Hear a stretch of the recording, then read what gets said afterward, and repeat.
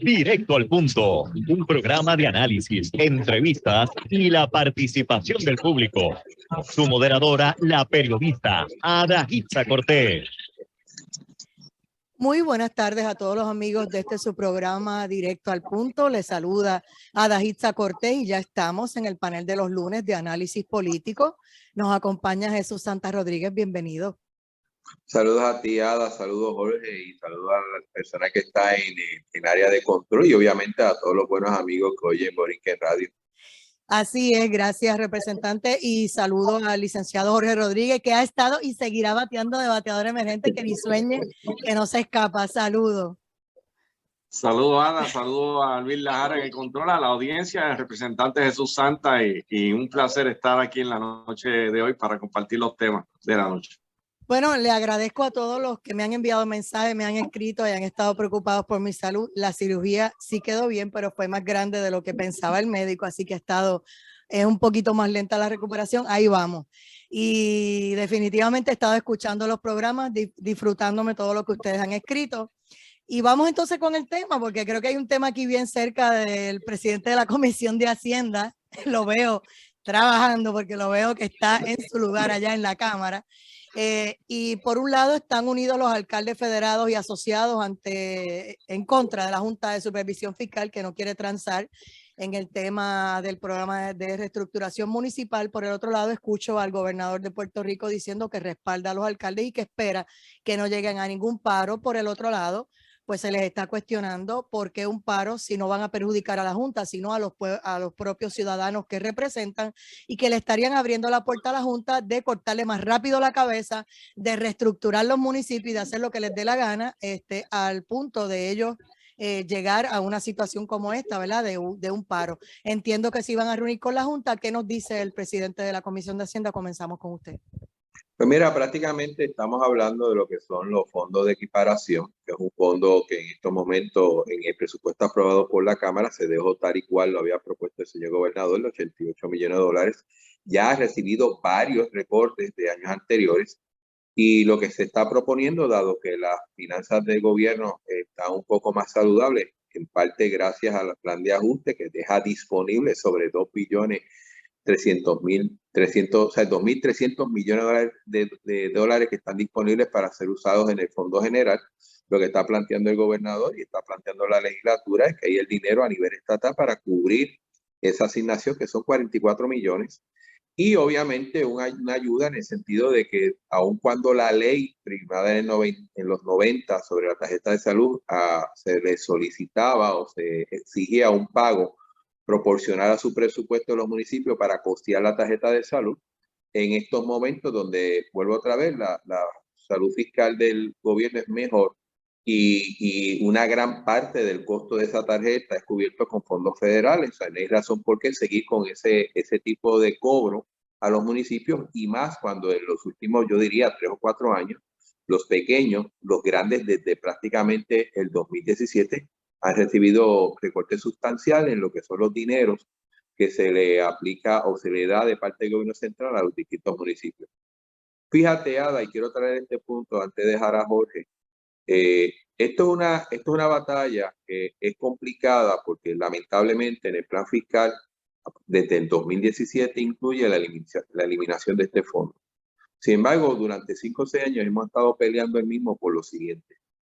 La Junta plantea de que no es saludable que el gobierno central le dé dinero a los municipios. Yo quiero aclarar que los municipios son criaturas del gobierno, de la legislatura. La legislatura los puede crear o los puede eliminar. Segundo, que a nivel de lo que es la operación del municipio, yo no he visto el gobierno central haciendo funciones que le correspondan a los municipios, pero sí he visto a los municipios haciendo funciones que le corresponden al gobierno central. Y en ese sentido, yo siempre lo he visto como parte de un pago de cosas que tienen que hacer los municipios cuando le dan mantenimiento a una escuela, porque yo te aseguro, Ada y Jorge, que la directora o el director de una escuela no llaman allá al secretario a San Juan cuando tiene un problema con la escuela, llaman al alcalde. Yo te aseguro que cuando el vecino de un municipio no ve si es una carretera estatal o municipal, hay un hoyo o una situación de mantenimiento, yo estoy seguro que nos llaman a la directora del DITOP o al director de la autoridad de carreteras, llaman al alcalde. Y entre otros servicios que se dan, inclusive de amas de llave, que esos son pues, un servicio que en origen era del Departamento de la Familia, que lo están dando los municipios. O sea, hay muchas cosas que debería hacer el gobierno central, que muchas veces cubre los municipios, que cuestan. Y en el caso de hacer un paro, mira, yo no creo que lo están diciendo que yo voy a parar la operación, es que si no tienen el dinero no van a poder operar. El paro va a ser porque no tienen los recursos económicos para mantener la operación de un municipio. Quizás fue dramático el planteamiento de los alcaldes, tanto populares o PNP, pero hay que entenderlo de esa manera. O sea, la realidad es que los municipios, yo he visto municipios haciendo trabajo que le corresponde al gobierno central, no he visto al gobierno central necesariamente hacer trabajo que le corresponde a los municipios. Y yo creo que es una dinámica que me parece que la forma de ver de la Junta, más allá de su dinámica ideológica, no es correcta y no va a tono con la realidad que vive el país de distintos municipios que existen en la isla. Si el issue es hacerlos más eficientes, totalmente de acuerdo. Si el issue es que su operación sea combinada, o sea, porque haber 2 oficinas de recursos humanos o 3 y se puede hacer una para 3 municipios, totalmente de acuerdo.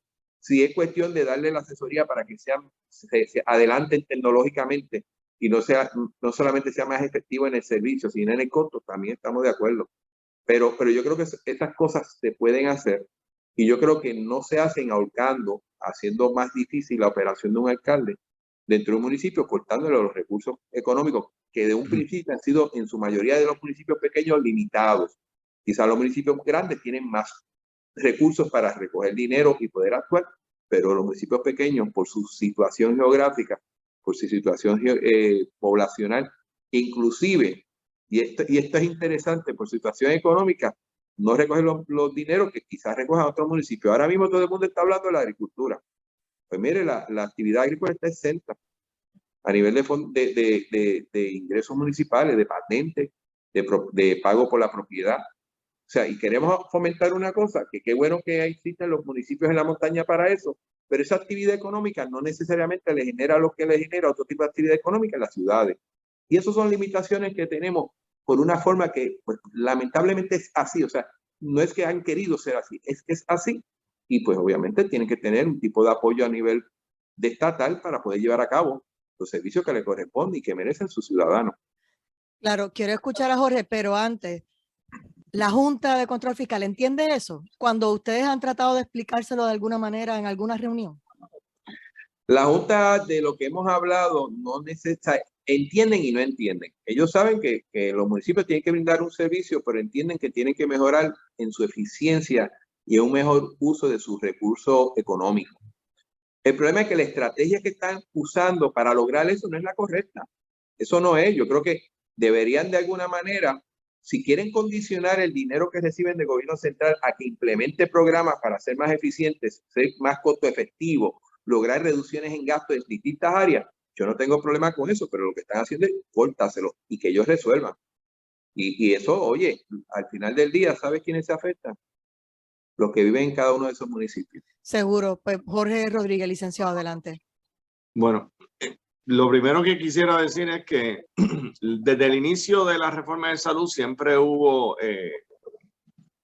cuestionamiento de algunos de los alcaldes sobre el mecanismo de financiamiento de la reforma. Aparte de los debates que se dieron sobre la privatización de muchos establecimientos de servicios de salud, los famosos CDT, y la transformación que trajo esto, siempre vino acompañado de controversia, especialmente por razones de dinero. Los municipios de Puerto Rico, no es ningún secreto que la mayoría de ellos están operando con problemas de flujo de efectivo, déficit y problemas muy serios económicos. Entonces, se dan decisiones a nivel municipal que afectan las arcas municipales y que agravan el cuadro económico o financiero del municipio, y también a la misma vez ocurren eventos a nivel del Estado que le ponen unas cargas adicionales a los municipios con una finanza ya maltrecha. Y eso yo creo que la Junta lo debe de evaluar en su justa perspectiva. Por otra parte, hay unos factores donde la Junta tal vez puede lograr el propósito del control de gasto público en cuanto a una reducción en áreas que tal vez no sean de tan alta prioridad y que permitan sustituir este fondo de equiparación que se está pulseando, por decirlo de esta manera, con el gobierno estatal. Yo creo que un diálogo de buena fe es posible con la Junta, no en ese tema, sino en cualquier otro tema. A la Junta hay que convencerlos con números. Eso es una realidad. Y el gobierno de Puerto Rico, a través de los años, ha incurrido en una serie de asignaciones presupuestarias para asuntos que no son de alta prioridad en el manejo del gobierno y en la atención de lo que son las funciones primarias del Estado. Yo he sido uno que, aparte de fiscalizar los fondos públicos por la profesión que he practicado por más de 30 años como auditor, he visto cómo se han designado fondos a cosas inoficiosas, a cosas que realmente no van a la raíz de lo que es la mayor prioridad o la mayor necesidad del pueblo de Puerto Rico. En Puerto Rico se gasta mucho dinero de gobierno, dinero público en cosas que no son de urgencia. Inclusive, yo he planteado públicamente en múltiples ocasiones que hay una mala costumbre de entidades que no son de gobierno que pretenden llevar su agenda pagada por el gobierno. Y ese es otro problema. No sé hasta qué grado la Junta lo va a mirar. Sé que la legislatura, la Cámara aprobó recientemente una versión del presupuesto que no necesariamente cuadra al chavo con lo que la Junta desea. Y en el momento de llegar tal vez a un entendido sobre este fondo para no perjudicar más a los municipios, una alternativa pudiese ser que el gobierno haga una economía en gastos que hace por asignaciones presupuestarias a entidades que no son de gobierno y que con esto compense el gasto que está haciendo para ayudar a reforzar la salud financiera de los municipios. Tal vez esto le pueda ser de atractivo a la Junta para llegar a una negociación donde ambas partes se sientan satisfechas, porque al final de cuentas yo creo que lo que la Junta quiere es un control en el gasto público y a la misma vez responsabilidad financiera y fiscal de los municipios. Alcaldes que saben que la sábana no le da para arroparse hasta donde quieren y siguen asumiendo cosas que no tienen cómo cubrirlas.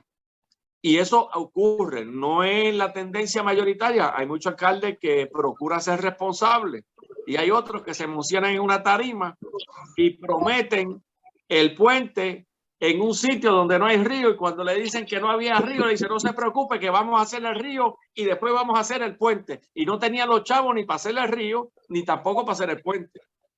Y yo lo digo así de una manera jocosa para que el pueblo me entienda, que esto, lo que bregamos con números, lo vemos de una manera, la Junta lo ve, piensa, yo estimo que ellos lo miran desde esa perspectiva. Obviamente, detrás de cada decisión presupuestaria, detrás de cada decisión de reasignación de partida de fondos, hay unas consecuencias. Por lo tanto, hay que establecer las prioridades en el orden correcto. Y las prioridades en el orden correcto obligan al Estado a gastar el dinero público en los asuntos del gobierno, no en los asuntos de entidades que no son del gobierno. Que hay entidades que no son del gobierno que hacen una función importante y que contribuyen a la sociedad, cierto. Pero lo primero es lo primero y si sobra, pues atiende lo demás. Pero cuando no hay para atender cosas del gobierno, no se puede pretender pagarle al sector no gubernamental su agenda a través de las diversas entidades al cual el gobierno le asigna millones de dólares. Así que por ahí yo creo que es un camino que pudiesen llegar a un entendido la Junta con la administración y ahorrar o redirigir estos recursos de una manera que haya un ahorro real en gasto público, pero a la misma vez sin que se queden desamparados los municipios que necesitan este respaldo financiero. El sector privado, el sector no gubernamental, tiene que entender que paulatinamente la tendencia posiblemente en la economía de Puerto Rico va a ser a que el gobierno va a tener que atender la casa primero y cada vez menos lo que no es de la casa, mientras haya estrechez económica y más si se complica con una depresión económica, la inflación que está afectando en grande medida a la economía, no solamente de Puerto Rico, sino de los demás estados de la Unión. O sea que se están dando una serie de elementos que creo que hacen muy sabio ajustar los gastos en las cosas que no sean de alta prioridad y poner el dinero donde más importante es. Espero que la Junta y el gobierno puedan lograr un entendido en ese y en otros temas más que tienen ante su consideración. Y espero que la explicación sea tomada con la mejor buena fe, no de una manera partidista ni de ataque político contra ningún bando, porque en realidad todos los que queremos a Puerto Rico, queremos un Puerto Rico que esté financieramente saludable, donde las prioridades verdaderamente se atiendan y que el dinero público verdaderamente se sienta resolviendo los problemas. No en titulares de prensa de asignaciones presupuestarias que luego no se ven y la gente no las vive en carne y hueso. Y bueno, que hay que llevar los números a la acción, pero a la acción con corazón y con inteligencia. Así que se hace un buen gobierno. Y me hablas de asignaciones que vienen por ahí 100 millones para todo lo que es el tema de salud mental y de los opioides. Y sabemos que todos los que usan heroína y todas estas drogas bien lamentables están en la calle, viven debajo de los puentes. Va a ser bien difícil acceso a ellos, pero con todos esos millones yo apuesto que siempre va a haber algún asunto negativo del que vamos a hablar de ese dinero. Regresamos en breve. Esto es Directo al Punto. Eso es lo malo, estar anunciando y anunciando y anunciando y de momento tú ves que no hay aceite en la lámpara. Yo no veo que estén trabajando con las cosas. Y lo que hicieron fue nombrar un comité en el Departamento de Salud para repartir los chavos. Regresamos en breve. Esto es Directo al Punto. Estamos en el panel de análisis político con el licenciado Jorge Rodríguez Feliciano y el representante Jesús Santa Rodríguez. Hay un tema, obviamente, de lo que estaban hablando antes. ¿Hay algo más que se le haya quedado, representante, o algo que entienda que el público debe saber? Estamos cuadrados, ¿verdad? No, mira, yo creo que sí. Yo inclusive estoy muy de acuerdo con Jorge. Más allá de hacer la pelea por lograr mayores ingresos a los municipios, yo creo que los alcaldes tienen que entender que dentro de su responsabilidad fiscal tienen que utilizar los dineros de una forma adecuada, justa y atacando lo que son las necesidades de la gente. Hay cierto tipo de gasto faraónico que ni ahora ni antes era justificado y que ese tipo de error que algunos alcaldes, no todos, pero algunos alcaldes han cometido, donde utiliza el dinero público para cosas que no tienen un valor, que no añaden una mejor calidad de vida a sus ciudadanos, tienen que descartarse. Yo creo que estamos en la mejor momento de una segunda oportunidad del país y tenemos que hacer las cosas bien y esto es para todos. Estoy de acuerdo con Jorge. Ok, pues entonces le hablaba del dinero porque cuando uno lee que desde el 1 de marzo nos habíamos enterado, pero ahora con más fuerza se estaba mencionando porque se nombró ya un comité en el Departamento de Salud para trabajar con esto. Puerto Rico va a recibir 100 millones tras un acuerdo en pleitos contra farmacéuticas por crisis de opioides.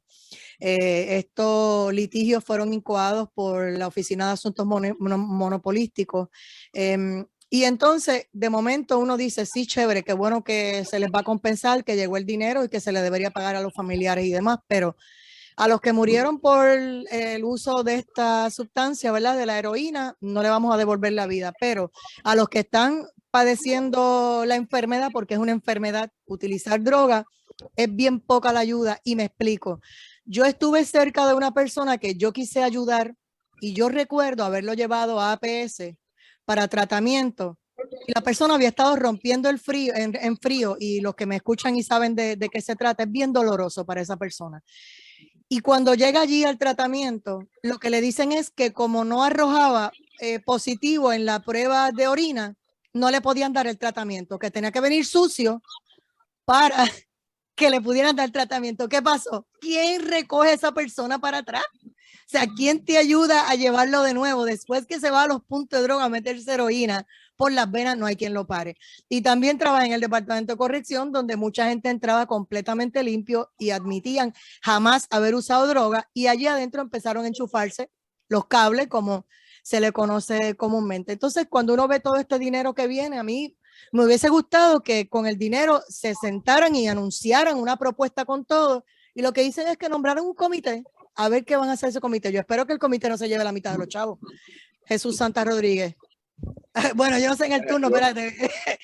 Jorge, empiezo contigo en el término. Bueno, mira, yo te acabo de escuchar detenidamente y hablaste de los 100 millones. Los 100 millones le van a ingresar al gobierno de Puerto Rico, que va a ser como el fiduciario de este dinero, el que lo va a administrar con un propósito. La salud mental en Puerto Rico, no solamente en Puerto Rico, a nivel mundial diría yo, pero como nos toca en prima fase el asunto local de Puerto Rico, pues aquí ciertamente cada vez se nota más el problema que hay con la salud mental, el problema que hay con la adicción a droga, el problema que hay con el narcotráfico y las consecuencias que esto conlleva. Una de las cosas que ocurre y ha pasado históricamente en Puerto Rico es que se niegan a usar un concepto que a nosotros en las escuelas de administración se nos enseña, que es el concepto de benchmarking, que no es otro que el que tú vas a donde están usando la rueda, ves cómo la están usando y la traes a tu territorio y la pones a trabajar. Aquí no. Aquí creen que la rueda no existe. Mandan a preparar un estudio para ver cómo diseñan y preparan o inventan la rueda. Después que se gastaron 70 millones en el estudio, entonces quedan 30 millones para ver cómo implantan el estudio y lo convierten en un plan de acción. Todo un desastre. Y cuando usted viene a ver, se fueron los 100 millones y no hicieron nada. Y perdónenme que yo lo diga de esta manera. Y yo sé que hay jefes de agencia que a lo mejor les rabia escucharme decir esto. Y yo, algunos de ellos, los he tenido de frente porque yo los he auditado, como lo he hecho en diferentes agencias de gobierno, cuando era auditor del Contralor. Pero si nosotros sabemos que, por ejemplo, el estado de Texas tiene un programa que atiende el problema que nosotros estamos recibiendo fondos para atender, ¿por qué tenemos que meterle un contrato a alguien que va a hacer un estudio? Cuando lo que podemos ir al que ya está corriendo el show, que sabe cómo se hace, lo vemos cómo lo hace y lo ponemos en práctica aquí y nos ahorramos una gran cantidad de dinero que se va en estudios, contratos, asesoría y una serie de cosas que los que administran desde la cabezas de los departamentos de gobierno constitucional de Puerto Rico saben lo que es, y espero que el pueblo lo entienda muy bien también, porque es importante que el pueblo lo comprenda. Así es. Por esa razón, yo sí estoy de acuerdo. El programa de atender la salud mental en Puerto Rico es de alta prioridad, pero es de alta prioridad desde que el niño va a llegar a la escuela, es de alta prioridad cuando el niño está cursando los cursos de escuela elemental, es de alta prioridad para tal vez evitar que ese niño sea un desertor escolar, porque si se atendió alguna situación de salud de ese niño, a lo mejor se evita que sea desertor escolar. Y es de alta prioridad cuando ese se gradúa y ya viene a asumir responsabilidades de adulto en la sociedad puertorriqueña, donde ya hay un récord que deja saber con sustentación científica que esa persona está... Se frizó. Mira. Estoy aquí. Ahora no, sí. Eso fue el programa aparentemente, pero lo que quería decir es que permitiría que el adulto, si se le ha dado un seguimiento desde la niñez, se conozca si está capacitado psicoemocionalmente para asumir ciertas responsabilidades y ciertos privilegios que el Estado concede. ¿Cómo cuál? Como la otorgación de una licencia de conducir, como la otorgación de una licencia de posesión, uso y portación de armas de fuego, que no se deben poner en manos de una persona que tenga ciertas condiciones, las que correspondan de acuerdo al criterio de los entendidos en la materia, que son los que mejor pueden cualificar a qué persona, con qué condición no se le puede permitir tener la licencia de conducir, para dar un ejemplo, Y de la misma manera con las armas, de la misma manera con otros aspectos. Por lo tanto, la salud psicoemocional es importante atenderla, no solamente para el que ya está adicto o para compensar a alguien que perdió la vida, su familiar más cercano, por culpa de un medicamento que lo convirtió en adicto a los opioides. El gobierno de Puerto Rico tiene que mirar la salud de una manera más amplia que atender la herida en el momento. La salud comienza desde que nace la criatura. Y si quiere mirar un ejemplo de que yo lo que estoy diciendo es cierto, yo audité el programa federal WIC, que precisamente atiende la salud de las mujeres, infantes y niños. Y esa es la primera etapa de la vida. Infantes y niños. Y la madre, que es la que va a traer al mundo a esa criaturita, también le dan atención en su salud. Y ese programa es mucho más que lo que la gente se cree, de dar un vale para que te den leche. Y hay que entenderlo en el contexto macro, no sencillamente en un chequecito que te dieron. Eso que estás hablando, y para pasar al representante Jesús Santa Rodríguez, llega al punto en que el trato de nosotros mismos hacia las personas usuarias de drogas es tan cruel, es bien difícil. Por ejemplo, yo recuerdo que yo andaba con una compañera de trabajo y en una luz yo vi a uno de los estudiantes a quienes yo le daba clase en corrección, y yo bajo el cristal y él, con toda la droga y todo, ellos te reconocen. Missy, ¿cómo estás? Y me saluda y me dice, ay, ¿cómo tú te atreves a saludar a esa persona? Pues claro que me atrevo, porque él es un ser humano. Él tiene un problema y una enfermedad de droga, pero yo no lo voy a dejar de saludar, máxime si ellos me reconocen. Y también cuando estuve visitando las cárceles, me llegué a encontrar a un boxeador que yo había entrevistado en una de sus peleas importantes, y luego me toca verlo cuando él me llama por mi nombre, y cuando yo miro era una persona que yo había entrevistado como periodista, y en este momento estaba cumpliendo tiempo. Es para que no podemos despreciar a la gente, y lamentablemente muchos recursos de salud que trabajan y los tienen que atender, los tratan mal. Y ellos no son basura, son parte de la sociedad y tenemos que rescatarlo. Representante Jesús Santa Rodríguez. Mira, yo lo voy a coger donde lo dejó Jorge. Adelante. Lo que está diciendo Jorge es bien sencillo. Los ingenieros decimos que no hacemos la rueda porque ya está hecha. Tan sencillo como eso. O sea, ¿por qué tú vas a hacer una rueda si ya está hecha? Exacto. Aquí lo que generalmente uno tiene que salir de la caja y ver qué están haciendo otros, y de lo que están haciendo otros, uno ve que esté funcionando. Y obviamente posiblemente haya que criollizarlo, ¿no? Haya que hacer alguna adaptación para aplicarlo a nuestra situación particular. Y eso que dice Jorge, aquellos que son más efectivos, de hecho, he visto muchos alcaldes que han sido muy efectivos y han sido de esa manera. Miran a ver qué pasa en otros municipios, qué pasa en otras ciudades, ven si es aplicable en Puerto Rico o si con ciertas modificaciones se puede hacer, y aplican cosas que funcionan en otros sitios. Aquí hemos sido muy lentos en eso. Y yo creo que, oye, si nos inventamos algo nuevo, qué bueno. Pero si ya hay algo que está funcionando, que está dando resultados, mire, vamos a evaluarlo y vamos a tratar, como yo digo acá, ¿verdad? Uno medio criollo, criollizarlo. Y así trabajamos. Ese es el primer problema, el primer punto, y en eso estoy totalmente de acuerdo. Yo creo que hoy vamos a estar de acuerdo en muchísimas cosas. Lo segundo, para efectos prácticos, un ingeniero dice que la mejor forma de resolver un problema es evitándolo. Tan sencillo como eso. O sea, usted quiere resolver un problema, evite que suceda. Y yo creo que dentro del análisis que se haga de esos 100 millones de dólares, tenemos que partir desde el origen, desde que el muchacho nace, desde que se le detecta alguna situación, o dentro del proceso de crecimiento, qué áreas pudiera o qué situaciones pudiera provocar que el muchacho tenga que tomar una decisión como lamentablemente algunos toman.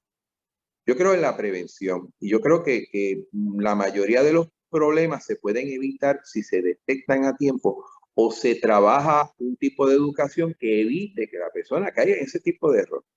Y eso es inversión. Tú tienes que meterle dinero a eso. Eso no se hace de la nada. En ingeniería, tú le das mantenimiento a los equipos. ¿Para qué? No es solamente para que duren más tiempo, es para evitar que se dañen. Y en la parte humana no es muy distinta. En la parte social no es muy distinta. Y tercero, Ada, y para no cogerte mucho tiempo, yo creo que también tiene que haber una cosa holística. O sea, qué bueno que la tiene el departamento de la familia o de ASEN o quien sea. Quien sea tenga ese dinero, pero tiene que pensar en todo un equipo de trabajo que te va a ayudar a ti a tratar de manejar esa problemática que tenemos. Lamentablemente hay mucha gente que prefiere trabajar ya con el problema creado y tratar de resolverlo. Y eso no es malo, hay que darle atención a las personas que tienen ese problema, pero tú también tienes que buscar para atrás para que más personas no caigan en ese problema. Así es que se trabajan los problemas sociales de un país y viendo que esto tampoco se hace en 4 años, porque otro problema que tenemos es que queremos hacer todo en 4 años. Hay cosas que tú la puedes hacer en 2 años y hay posiblemente otras que necesitas una década. Y tenemos que tener la valentía y el corazón y el compromiso de que cuando haya que hacer algo que quizás cuando yo esté, el resultado se esté dando cuando yo no esté, se haga. Porque al final del día lo que tú buscas es que el resultado sea bueno para el país. Y en ese sentido tenemos que ser bastante desprendidos en esta situación, como tú dices, esto es una enfermedad y también tenemos que trabajar con los estereotipos que creamos la sociedad, porque esas personas se sienten totalmente desamparados, se sienten olvidados, se sienten no atendidos y surge por la actitud de muchos de nosotros, vamos, para incluirnos todos, que tenemos cuando nos encontramos en una situación en la calle así y tenemos mucho que aprender y tenemos mucho que hacer, pero yo estoy de acuerdo con Jorge, yo creo que hay programas que han sido exitosos que debemos ver y tratar de adaptar al país. Y sobre todo, dentro del programa que sea, tenemos que buscar la prevención, tratar de evitar que las personas lleguen donde han llegado. Correcto. Aquí en Puerto Rico hemos visto escasos momentos en que 2 gobernadores, uno se ha invitado al otro, al que salió, para inaugurar un puente o para inaugurar un proyecto, diciendo, me gustó lo que tú hiciste, lo terminé con los chavos tuyos y con los míos, o sea, bajo las asignaciones que nos tocaron, vente, vamos a celebrar el logro juntos, pero muy pocas veces. Rápido quieren borrar del mapa lo que hizo uno para implantar lo que quiere traer el otro y así no vamos para ningún lado. Hoy, ahora mismo a las 5:21, la Junta de Supervisión Fiscal rechaza el proyecto de la reforma laboral, entiende que incumple con el plan fiscal, alega también que hace a la isla menos atractiva para los inversionistas y quienes quieren crear más empleo. Ahí nos las dejaron otra vez en la mano. Ese era el proyecto 1244. Yo tengo que partir primero porque yo recuerdo en el cuatrienio pasado que promovido por la Junta se hizo una reforma laboral. Dijeron que para lograr mejorar el crecimiento económico del país, y si bien es cierto que hubo la situación de los huracanes, nadie ha podido probar que los cambios que se hicieron en esa reforma laboral provocaron algún tipo de incremento laboral como tal y de hecho, la gente no se va de la isla porque hay más o menos beneficios laborales. La gente se va de la isla porque no hay la oportunidad de trabajar, lograr un buen salario y si lo consiguen en otro lado, pues mira, se van. Yo creo que esa apreciación de la Junta no es del todo correcta. Yo creo que, y yo que hoy tuve la vista pública con el sector manufacturero, ¿no? Los que están incluidos en la 154, te voy a dar un dato. El salario promedio de ese tipo de industria que genera, creo que son 24,000 empleos directos y 70,000 indirectos. Esos son las industrias farmacéuticas. La manufactura son 80,000 y 240. Sobre 300,000 personas, de alguna manera, o no trabaja con la industria farmacéutica, pero con la industria, la manufactura, pero la farmacéutica, ¿sabes cuál es el promedio de salario? 80,000. Oye, entonces estamos hablando de mantener a nuestra juventud aquí, si tenemos buenas oportunidades de empleo, esa es una. Y hoy están cumpliendo con todos los requisitos laborales. Y logramos que pues, profesionales, en su mayoría que estudiaron aquí, se nos queden aquí y produzcan para el país como tal. Yo creo que ese concepto es erróneo. Obviamente, como hemos dicho en otros temas, hay que seguir tratando de convencer a la Junta, pero la Junta en el comunicado no dijo que la ley tal y como está ha creado tantos empleos. ¿A qué no lo dijo? ¿A qué no lo dijo que desde la implementación de la pasada reforma laboral Puerto Rico ha tenido mejores? Es más, el salario mínimo se aprobó por una legislación de esta legislatura, no fue por la reforma laboral. Y no es mucho, es 8.50, tampoco es un gran logro, pero no fue la reforma laboral. Yo creo que ese concepto, yo no sé si ideológico o lo que sea, o es que no están viendo como un país que para crecer tengo que tener salarios bajos. Eso es un discrimen contra el país. Yo quiero que la gente venga acá a invertir, pero no puede ser con salarios de hambre. Yo quiero que ellos hagan dinero, pero no puede ser todo el dinero para ellos. Tiene que haber una mejor repartición. Y yo creo que parte de los objetivos de la reforma que habíamos aprobado acá, aprobado con votos literalmente casi todos los partidos, por no decirlo todo, era lograr un crecimiento económico donde las riquezas tengan una mejor repartición entre todos. Me da mucha pena con eso, honestamente.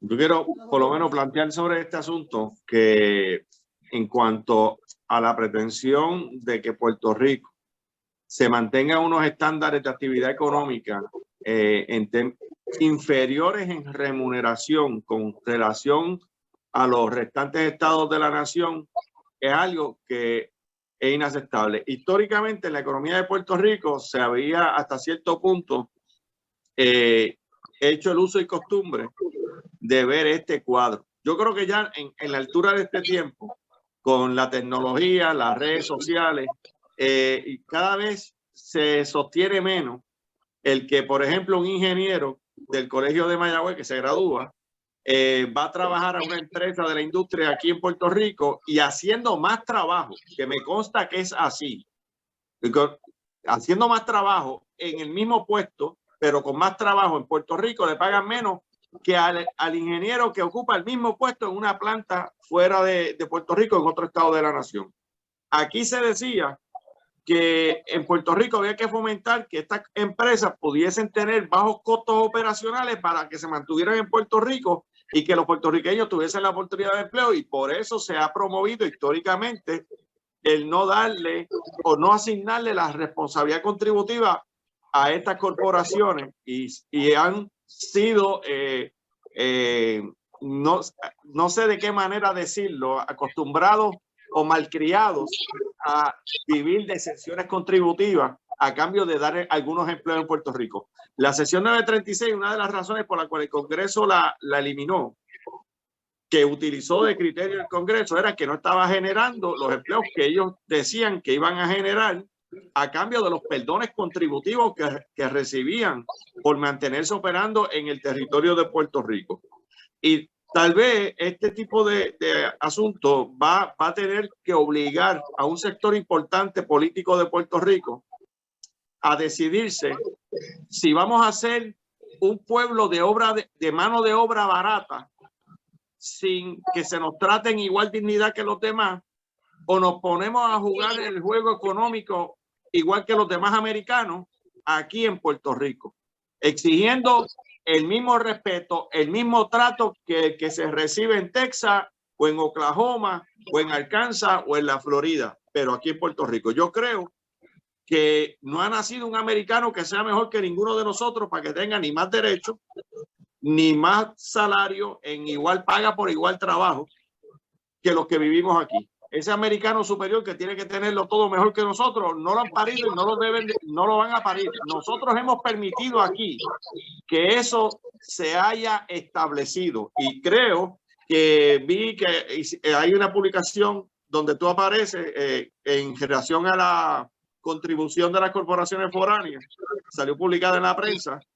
Creo que es una buena oportunidad. Estuve yo en un foro años antes de que don Carlos Romero Barceló falleciera. Yo fui invitado a ser orador principal en Atorrey sobre el tema del estatus, y él compareció y él me hablaba de que él había sido el único que le había puesto contribuciones sobre ingresos a las corporaciones y que no se fueron. Yo creo que hay que, no solamente que asuma su responsabilidad contributiva con Puerto Rico, sino también que le paguen igual al que está trabajando aquí y le den los mismos beneficios a los que están trabajando aquí que a los que están trabajando en los estados. Muchos puertorriqueños, y hagan el estudio, los invito a que lo hagan, se están estableciendo en estas mismas compañías, pero en las filiales de otros estados, donde luego descubren que allá tienen unos beneficios siendo de la misma empresa que aquí en Puerto Rico no se los honran. Como ya no tenemos que ir, un comentario pero bien breve de Jesús Santa para no dejar ese tema en el tintero. Yo creo que, digo, por lo menos mi experiencia que ha sido en la industria farmacéutica, especialmente americana, las últimas 3, por lo general hay una paridad de beneficios salariales. Alguna diferencia puede ser porque los estados del norte, del este, de la costa este son más caros, o California, pero realmente son variaciones leves.